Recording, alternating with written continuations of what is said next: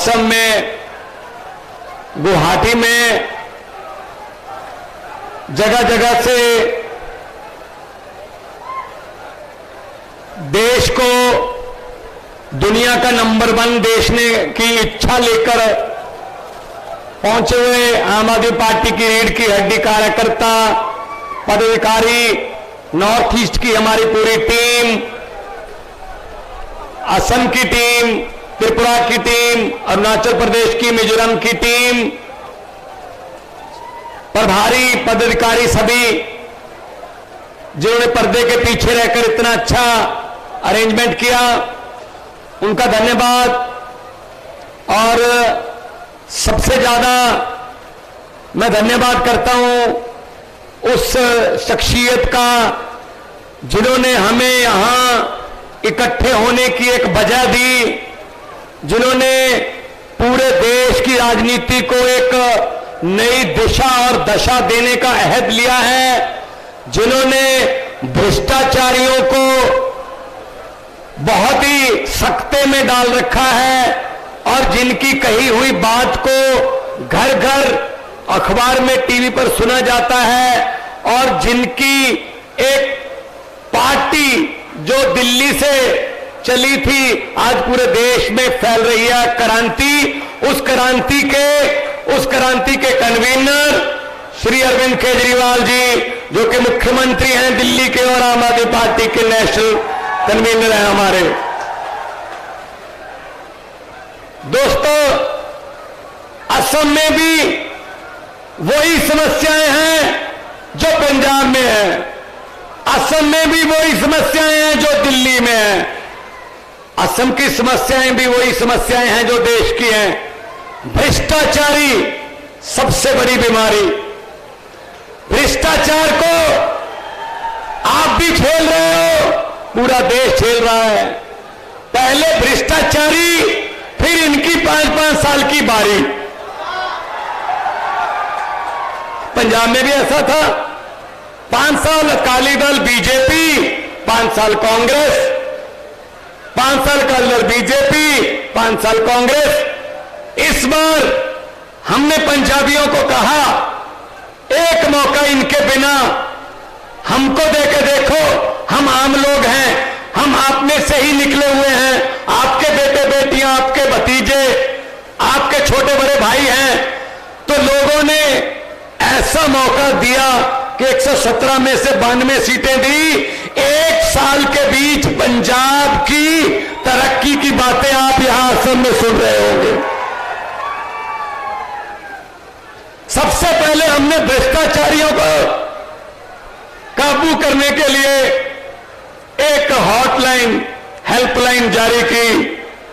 लोगों को कहा, अगर किसी दफ्तर में कोई बाबू, कोई अफसर आपसे रिश्वत मांगता है, मना नहीं करना, जेब से मोबाइल निकाल के फोटो खींच लेना या वीडियो बना लेना, इस नंबर पर व्हाट्सएप कर देना, बाकी काम हमारा है। आज सैकड़े अधिकारी जो भ्रष्टाचारी थे वो जेल की हवा खा रहे हैं पंजाब में। काम टाइम पे होने शुरू हो गए और मैसेज चला गया, पूरे सिस्टम में मैसेज चला गया कि अब सिर्फ तनख्वाह से ही गुजारा करना पड़ेगा, तनख्वाह के बिना इधर उधर से पैसे नहीं ले सकते आप।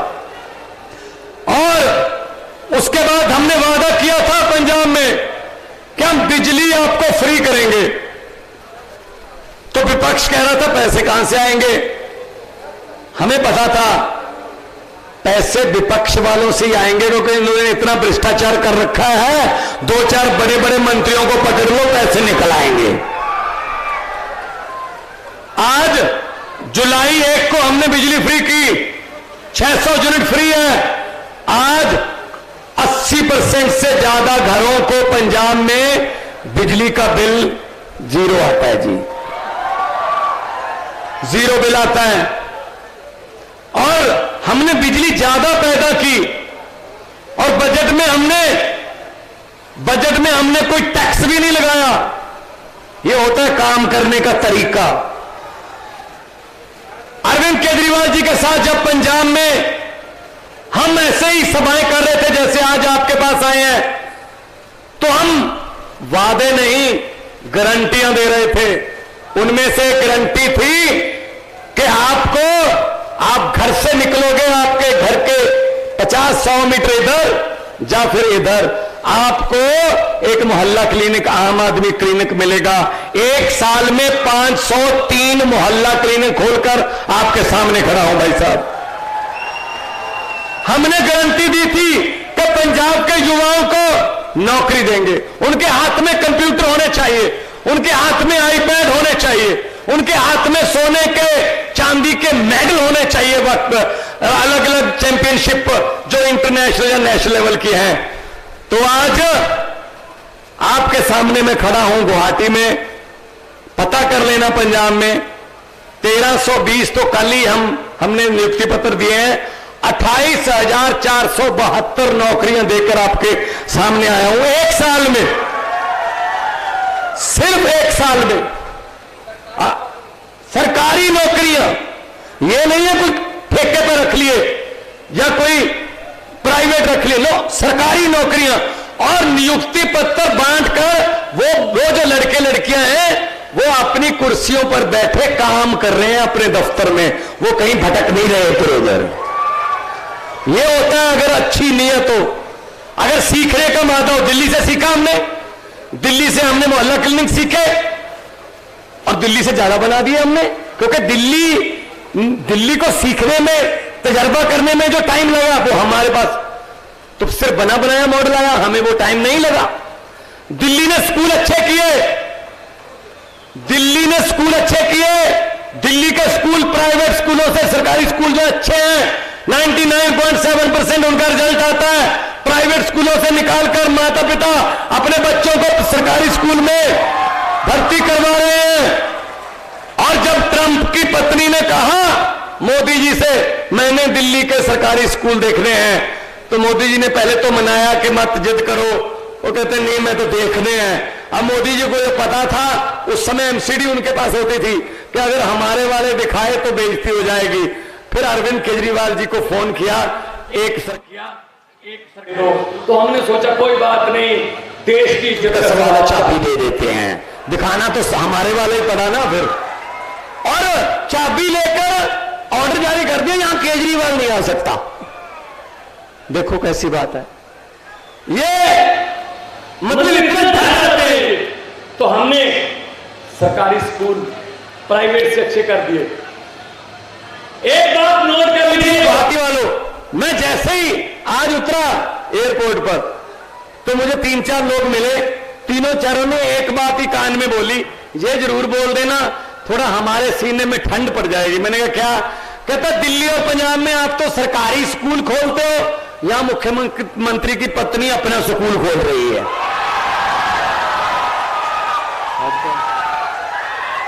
हद है। और फीस उसकी बहुत महंगी है।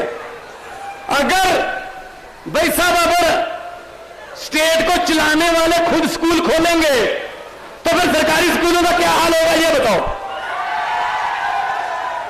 वो क्यों चाहेंगे कि सरकारी स्कूल अच्छे हो जाएं? वो तो फिर उनके स्कूलों को कंपटीशन देने लगेंगे। जिस देश का राजा व्यापारी, उस देश की जनता भिखारी। इस नारे पे चल रही है ये गवर्नमेंट। उधर भी देख लो, ऊपर देख लो, व्यापारियों से दोस्ती है, व्यापारियों से दोस्ती है।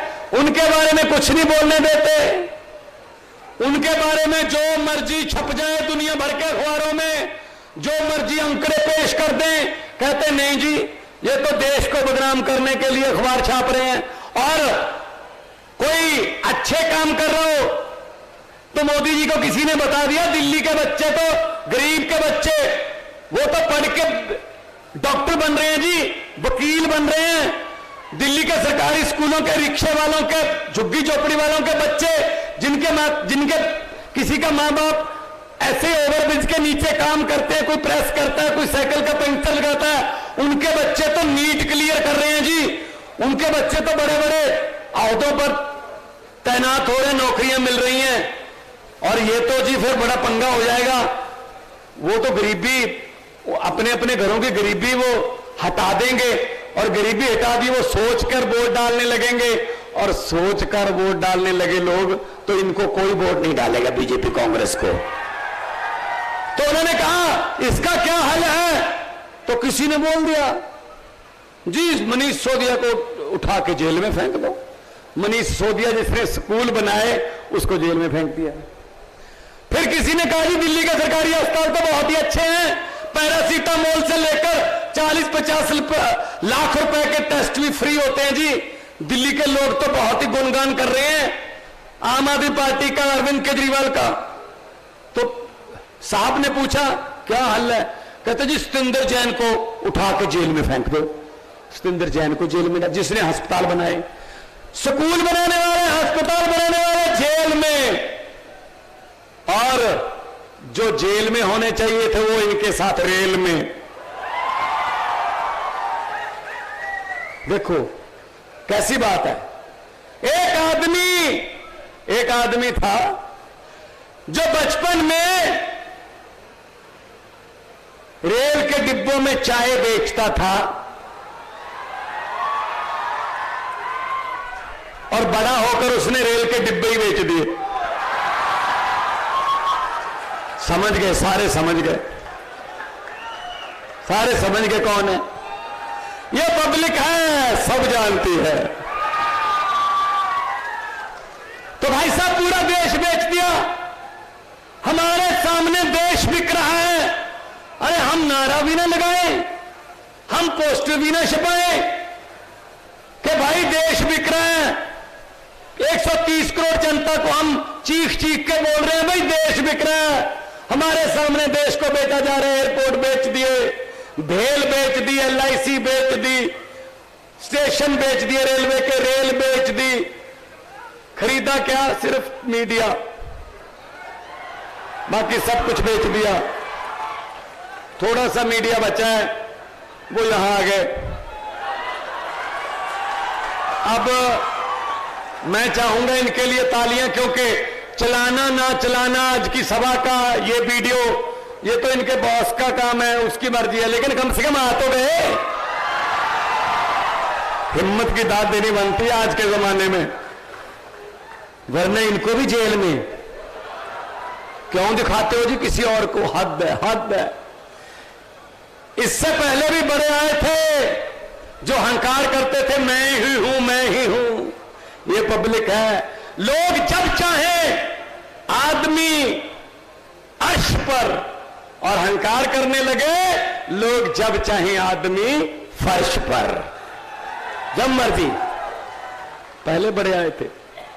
मैं इन भ्रष्टाचारियों को कहना चाहता हूं, आप भी बोल देना उनको। भगवंत मान गुवाहाटी में आया था और ये बोल के गया था भ्रष्टाचारियों के लिए कि जितने मर्जी इकट्ठे कर लो पैसे, हीरे, मोती, मगर ख्याल इतना रहे कफन पे जेब नहीं होती। सब कुछ यही रह जाता है, कोई साथ में लेके नहीं जाता। गरीबों की बद्दुआ मत लो। सरकारें बनती हैं लोगों की जिंदगी का स्तर ऊपर उठाने के लिए, सरकारें लोगों को लूटने के लिए नहीं बनती। तो मैं आज आपके पास ये संदेश लेके आया हूं कि पंजाब में 117 में से 92 सीटें दी। एक साल में हमने जो काम किए, ये बीजेपी कांग्रेस वहां पर पिछले 1966 में पंजाब बना था, 66 से लेकर वो काम नहीं कर पाए जो हम कर रहे हैं। उनमें से कुछ काम तो ऐसे हैं जिसकी गारंटियां भी हमने नहीं दी थी, लेकिन हमने कर दिए। हमने कहा जो काम पब्लिक के हित में है उसको करो, उसको करते हैं हम। तो इसलिए मैं कहना चाहता हूं कि इनसे बचिए। ये भारतीय जुमला पार्टी, वो आएंगे अभी आपके पास, अभी थोड़ा टाइम है, अभी जुमले बन रहे हैं। अभी जुमलों को टेस्ट किया जा रहा है कि कौन सा जुमला कौन सी बिरादरी को भड़काने के लिए अच्छा रहेगा, कौन से जुमले से ज्यादा दंगे हो सकते हैं, कौन सा जुमला बोलकर कौन सी बिरादरी भड़केगी, कौन सी बिरादरी हमारे साथ आ जाएगी। अभी जुमलों का टेस्ट चल रहा है। बचिए, बचिए देश तोड़ने वालों से, क्योंकि लंबे सफर को मीलों में मत बांटिए, कौम को कबीलों में मत बांटिए। एक बहता दरिया है मेरा भारत देश, इसको नदियों और झीलों में मत बांटिए। गुलदस्ते में हर किस्म का फूल होना चाहिए और गुलदस्ता ही हर किस्म के फूलों से बनता है। एक ही किस्म के फूलों को गुलदस्ता नहीं कहते भाई साहब। हर फूल की अपनी सौगंध, हर फूल की अपनी जो है अपना रंग।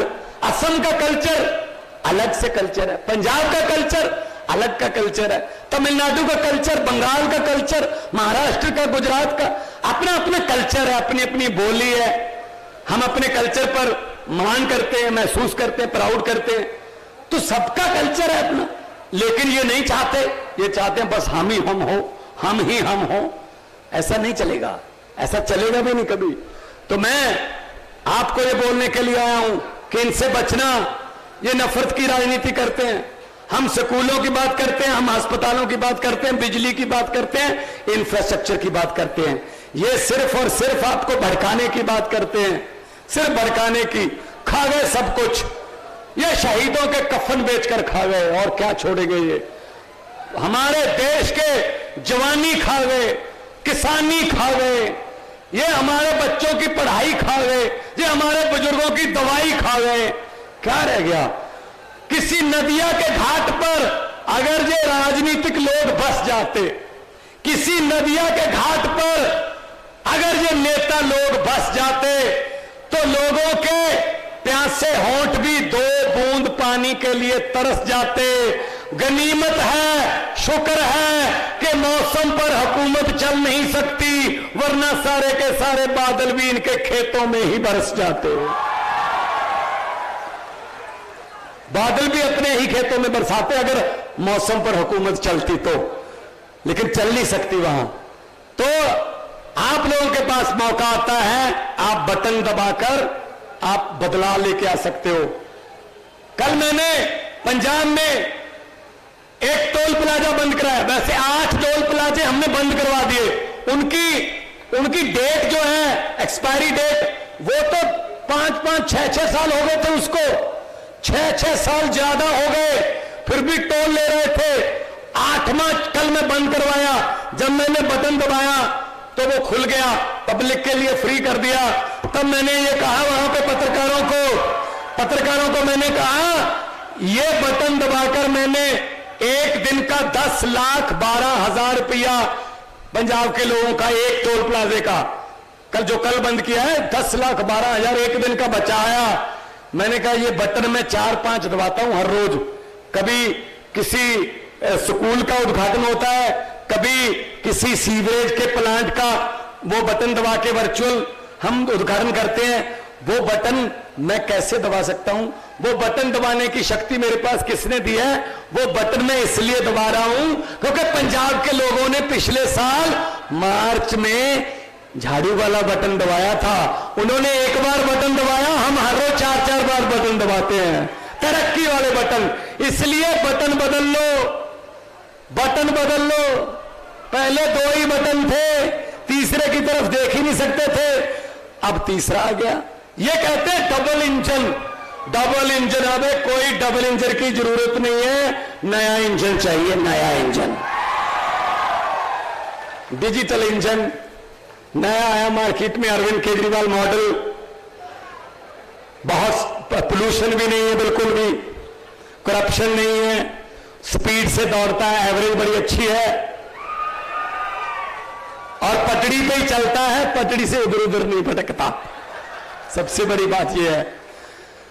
तो इनको परख लेना बस, 72 साल परख लिया, अब और क्या करेंगे? ये ऐसे ही रहेंगे। इधर वाला इधर चला गया, उधर वाला इधर चला गया, इधर वाले ने इधर छलांग लगा दी, उसने उधर छलांग लगा दी। हम देखते ही रहते हैं जी, हमें तो पता ही नहीं चलता कि किधर काम किधर चला गया। तो ये अगर मेरे पे कोई भ्रष्टाचार का कोई आ गया ना इल्जाम, तो कहते हैं इस पार्टी में चले जाओ, साफ हो जाओगे। वहां पता नहीं कौन सी वॉशिंग मशीन लगी हुई है, वो साफ कर देती है उनको, वो बाद में बिल्कुल सही हो जाता है। तो हमें क्या है, जनता बहुत देर से ढूंढ रही है कोई हमारे हमारे जैसा नेता है जिसको हमारी मुश्किलें पता हो, हमारे घर की मुश्किलें, मजदूरों की, किसानों की, छोटे दुकानदारों की मुश्किलों का पता हो, कोई हमारे जैसा है। लेकिन कोशिश तो हम करते हैं कि ये लगता है हमारे जैसा, बाद में पता चलता है ये तो उनका भी मतलब बाप निकला, वो भी उसमें गलत हो जाते। क्या हुआ, किसी गांव में भैंसें चोरी होने लगे, मतलब भैंसें चोरी होने का सिलसिला शुरू हो गया किसी गांव में। एक रात में 2 भैंसें चोरी हो गई, अगली रात फिर 2 भैंसें चोरी हो गई, उससे अगली रात 1 भैंस और चोरी हो गई। तो गांव वाले भागे एक साधु संत के पास गए, उसी गांव में रहता था, कि साधु संत को कहा जी तीसरा नेत्र खोलिए और हमें बताइए हमारी भैंसें चोरी हो रही हैं, बताइए चोर कौन है, कैसे पकड़े।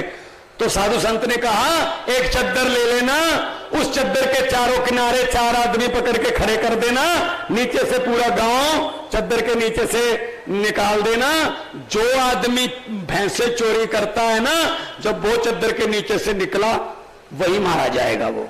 तो गांव वालों ने ऐसे किया, 4 आदमियों को चद्दर पकड़ा दी और नीचे से पूरा गांव निकल गया, महिलाएं, बुजुर्ग, नौजवान सब निकल गए। गुवाहाटी वालों, असम वालों, एक आदमी भी नहीं मरा। पता क्यों? जो भैंसे चोरी करते थे उनको तो चद्दर पकड़ा रखी थी।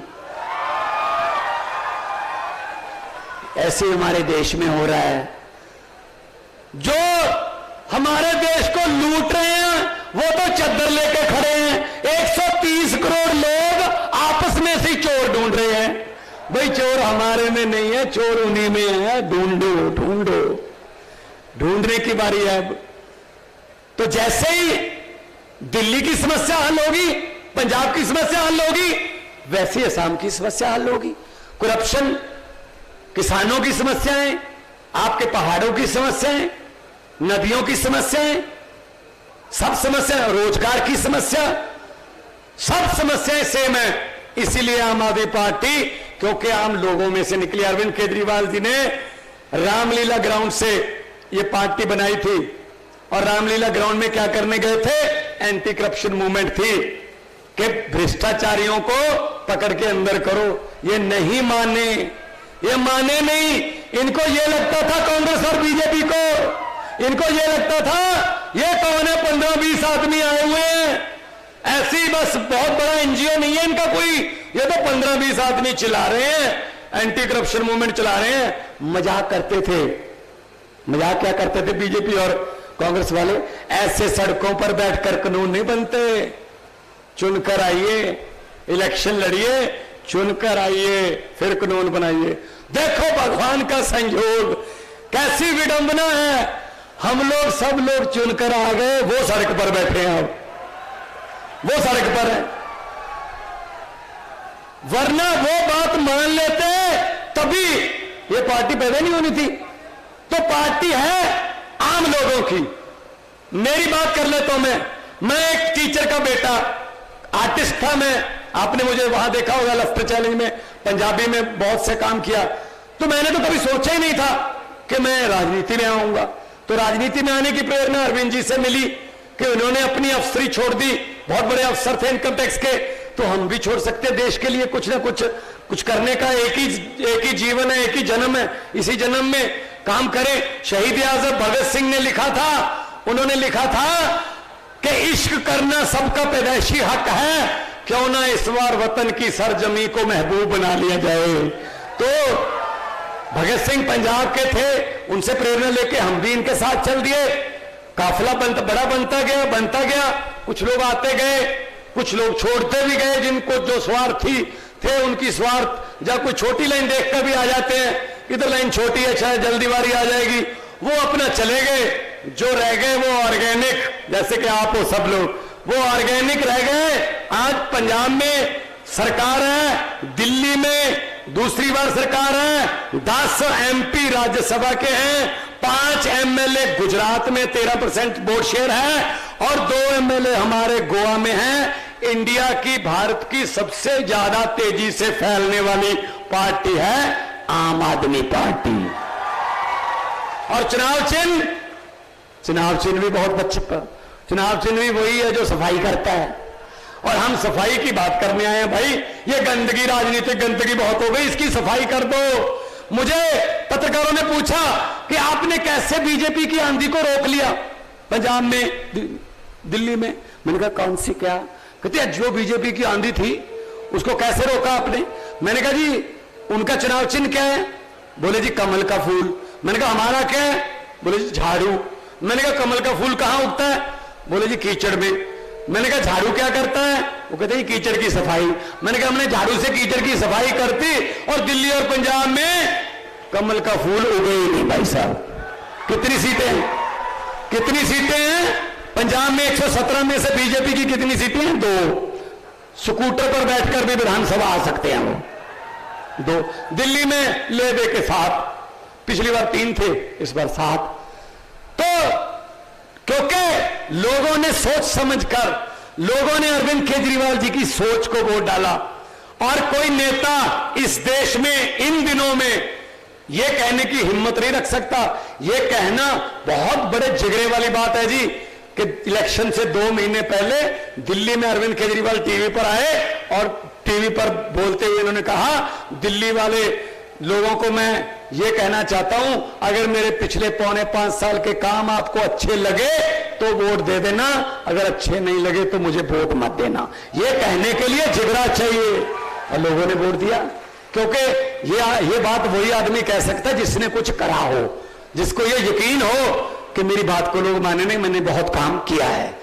तो काम करने वाले लोग हैं हम इनकी तरह अपने दोस्तों को या अपने रिश्तेदारों का माफिया बनाने वाले लोग नहीं हैं हम लोग जनता के साथ हैं। कोई हमें कह देता है ये बीजेपी की ए टीम है, कोई कहता है कांग्रेस की बी टीम है। हम किसी की ए बी टीम नहीं है, हम तो जनता की टीम है, पब्लिक की टीम है, 130 करोड़ लोगों की टीम है। मैं आखिर में यही कहूंगा कि आपने जितना प्यार से मुझे सुना, आखिर में मैं यही आपको कह के जाऊंगा कि इनसे डरना मत। ये डराने आते हैं आपको, ये लालच देते हैं, ये इलेक्शन के समय लालच भी देते हैं, मतलब पैसे लेके आते हैं घर पे। अगर ये आए पैसे वैसे लेके तो मेरी हाथ जोड़कर बेनती है मना मत करना। लक्ष्मी घर पे आए वापस नहीं करते ऐसे। आप ही के हैं, आप ही के नोट हैं वो, इन्होंने कहां से लाया? आप ही से लूटा हुआ माल है वो। हाँ इतना कर देना, वो पकड़ के रख लेना और बोल देना कि हाँ। और जिस दिन वोटिंग हो उस दिन स्कूल में जाकर अच्छे से उस मशीन को देखकर झाड़ू वाला बटन दबाकर बोल देना कि हाँ। जो समझ गए वो ताली बजाओ, बाकियों को माफ है। बहुत ही समझदार इलाका है शर्मा जी, बहुत ही समझदार इलाका है, सारे समझ गए। भारत माता की। बहुत अच्छे। सो आपने इतना प्यार दिया, सत्कार दिया, इतने प्यार से सुना। मैं आपको यही कहना चाहता हूं, देखो हम लोग पहली बार आए हैं, अरविंद जी भी पहली बार आए हैं, लेकिन जितना प्यार आप दे रहे हैं हमारा दिल नहीं करता कि अभी जाएं, लेकिन दिल यही करता है यहीं रहें, लेकिन वो तो हो नहीं सकता, लेकिन जल्दी जल्दी मिलते रहें। अक्सर लोगों को कहते सुना है, अक्सर लोगों को कहते सुना है जिंदा रहे तो फिर मिलेंगे, लेकिन असम वालों इस पंजाबी दिल ने कहा है मिलते रहे तो जिंदा रहेंगे। बोले सोनिहाल, इनकलाब, भारत माता की। बहुत बहुत धन्यवाद, आप लोगों ने इतने प्यार सत्कार से सुना। तंदुरुस्त रहिए, तरक्की करिए।